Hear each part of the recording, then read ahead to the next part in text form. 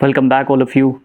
ये टॉपिक आज का जो आपने थंबनेल देखा है वो कोई मामूली नहीं है, बहुत ही सेंसिटिव, बहुत ही ज़्यादा संवेदनशील मुद्दा है। इसके ऊपर मैं ज़रूर बात करने जा रहा हूँ और बहुत इंपॉर्टेंट आपको चीज़ें बताऊँगा। लेकिन उससे पहले मैं दो इन्फॉर्मेशन हमेशा से देता हूँ।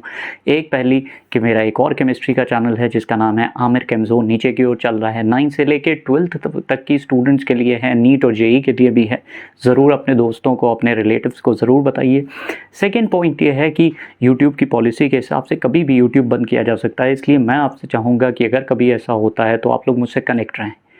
वो कनेक्शन आपका होगा मेरा इंस्टाग्राम अकाउंट से, उसका लिंक मैंने नीचे दे रखा है, ज़रूर से ज़रूर आप फॉलो करो। तो क्या आप उनमें से हैं कि आप अपने माँ बाप से नफ़रत करते हैं? अगर आप अपने माँ बाप से नफ़रत करते हैं तो आप अकेले नहीं हैं। सारी प्रॉब्लम्स कहीं ना कहीं, अगर माँ बाप से आपके रिलेशनशिप अच्छे नहीं हैं तो इसका मतलब ये है या आप उनको उनसे नफ़रत करते हैं या आप उनको पसंद नहीं करते, दोनों ही बात समझिएगा। या आप पसंद नहीं करते या आप नफ़रत करते हैं, तो कोई ना कोई वजह ज़रूर है जो बहुत पुरानी है, जो बचपन से आप डील कर रहे हैं। एक टीनेजर, एक उम्र आती है जहाँ पे लोग थोड़ा सा रिपल्सिव हो जाते हैं, मतलब थोड़ा अपने माँ बाप से दूर होते हैं, वो टीनेजर की उम्र होती है। लेकिन अगर आप उम्र दराज हैं, 25-20 अबव हैं, उसके बाद भी आप अपने माँ बाप से नफ़रत कर रहे हैं, तो इसके पीछे बहुत गहरी वजह है। और वो वजह ये है, कहीं ना कहीं आपको ये महसूस हो चुका है कि उन लोगों ने कहीं ना कहीं आपको दर्द दिया है। अब वो दर्द का मतलब केवल फिजिकल नहीं होता, फिजिकल का मतलब होता है मारपीट आपके साथ अपने माँ बाप ने की है, आपको नीचा दिखाया है, आपको उल्टा सीधा बोला, गलत सलत शब्दावली का प्रयोग करा, आपकी बेइज्जती 4 लोगों के बीच में कर दी। और कोशिश ये करी, जब भी आपने कुछ अच्छा करने की कोशिश की तो आपको नीचा दिखा दिया गया। तो ये केवल मारपीट की बात नहीं है। अगर माँ बाप ने आपके मारपीट आपके साथ बचपन में की है तो वो असर ज़रूर बैठ जाता है, वो बहुत दूर तक की असर जाता है कि माँ बाप ने जो उनका फ़र्ज़ था उन्होंने नहीं निभाया। इससे पहले भी मैंने सेल्फ़ इमेज के वीडियोस बनाए, मैं उम्मीद करूँगा आप लोग ज़रूर देखिए, उसको बहुत ज़्यादा हेल्पफुल है। वो इस चीज़ को लेके आपको डील करेगा। पार्ट हैं, कई पार्ट हैं, 4-5 पार्ट हैं, उनको ज़रूर देखिए। तो वो एक जो फीलिंग आती है, जो एक फीलिंग कहीं ना कहीं बन जाती है कि वो पेन वाली, दर्द वाली, वो इतनी जल्दी नहीं जाती। और एट द एंड ये एक सिर्फ इंडिकेशन है, ये सिर्फ आपको एक पता चलता रहेगा कि आप अगर ऐसा कर रहे हैं कि आप नफ़रत कर रहे हैं तो उसका रीज़न जो होगा वो क्या है।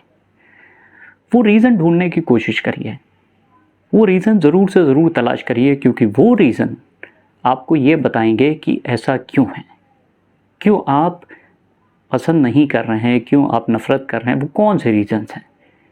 हो सकता है उसके लिए आपको वर्क करना पड़े, आपको ढूंढना पड़े, आपको पुरानी मेमोरीज़ में जाना पड़े, पास्ट में जाना पड़े, भूत में जाना पड़े, ताकि आप वो चीज़ें ढूंढ के लाएं। कहाँ कहाँ वो कौन कौन से पॉइंट्स हैं जहाँ पे उन्होंने तकलीफ़ दी आपको, आपको लगा कि आपको तकलीफ़ दी है।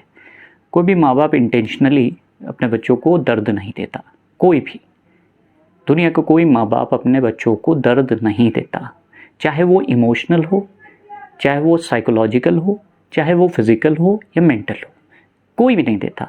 तो सवाल ये उठ रहा है कि अगर उन्होंने ऐसा कुछ करा है तो कोई ना कोई, क्योंकि उनके माता पिता ने ऐसा किया होगा उनके साथ। तो माँ बाप को केवल आप माँ बाप ना समझिए, एक इंसान की तरह उनको देखिए। जैसे आम इंसान से गलती हो सकती है, वैसे ही आपके माँ बाप से भी हो सकती है। लेकिन ये जो उनकी वजह से जो इम्पैक्ट आपके ऊपर आया है, जो आप महसूस कर रहे हैं, जो अकेलापन या कमी, ये कमी की फीलिंग, ये अकेलेपन कम महसूस होना, ये कमज़ोरी का एहसास, ये छोटेपन का एहसास, समझ रहे हो, ये सारी चीज़ें कहीं ना कहीं जुड़ी हुई उससे हैं। आपको उसको ढूंढना ही पड़ेगा। अगर आप ढूंढेंगे नहीं तो आप फंसे रहेंगे। और यहाँ पे आपको ये चीज़ को अपने दिमाग में बैठा लिए, इस चीज़ को आप समझने की कोशिश करिए कि वो भी इंसान हैं। तो उन्होंने कहीं ना कहीं गलती करी, उन्होंने वो सीखा, उनके समाज ने ये सिखाया, उनके माँ बाप ने कहीं सिखाया, उनके माँ बाप ने और कहीं से सिखाया, लेकिन अब वो जिम्मेदारी आपकी है, बदलाव आप ही ला सकते हैं। तो क्या करना है ऐसे टाइम पे, ये चीज़ समझ लीजिए कि आप अकेले नहीं हैं। बहुत समाज में बहुत से लोग ऐसे हैं, बहुत। तो इसमें अकेलापन महसूस करने वाली बात नहीं कि आप अपने आप को ये भी गिल्ट फीलिंग आ जाए, एक एहसास कि आप इतने गंदे हैं कि आप अपने माँ बाप से नफ़रत करते, नहीं, ऐसा कुछ नहीं है। तमाम लोग हैं। अगर ये केवल आपकी बात होती तो शायद वीडियो ही ना बनता, लेकिन वीडियो बन रहा है, इसका मतलब ये है ये बहुत दूर की बात है और सबके साथ ये महसूस होता है, हर कोई महसूस करता है। तो आपका काम ये होगा कि आप कोशिश करिए उस चीज़ को ढूँढने की। जब एक बार आप उस पॉइंट तक की पहुँच जाएँगे जहाँ आपको पता चलेगा, हाँ, ये भाई ये वो जगह है जहाँ पे मुझे एहसास हुआ, ये वो याद, मुझे ये उस जगह की याद है जब मैं छोटा था और माता-पिता ने मुझे इस वक़्त ऐसे मारा था, मुझे नीचा दिखाया था, मुझे इमोशनली वीक कर दिया था, मुझे शर्मिंदा करा था। ये सारी चीज़ें आप ढूँढिए। जब आप ढूँढने की कोशिश करेंगे तो ज़रूर से ज़रूर मदद होगी। एक बार जब आप उससे आज़ाद हो जाएँगे तो ये गाँठें खुलेंगी और आप खुश रहना सीखेंगे। तो सबसे पहली प्रायोरिटी ये, पूरी जान लगाइए, इसको ढूँढिए, वो कौन-सी जगह हैं। तब आप जाके आज़ादी महसूस करेंगे और माफ़ करना सीखिए। वीडियोज़ आना शुरू हो जाएँगे, बहुत से वीडियोज़ होंगे जो आने वाले टाइम पे आपको बदलने की कोशिश करेंगे। लेकिन मेहनत आपको करनी है, हिम्मत आपको दिखानी है, ताकत आपको दिखानी है। बदलाव आपसे ही स्टार्ट होगा। आप जिस दिन ये कहेंगे कि हाँ, बदलना चाह रहा हूँ, उस दिन से बदलेंगे। तो माफ़ करना सीखिए, खुश रहना सीखिए। Thank you.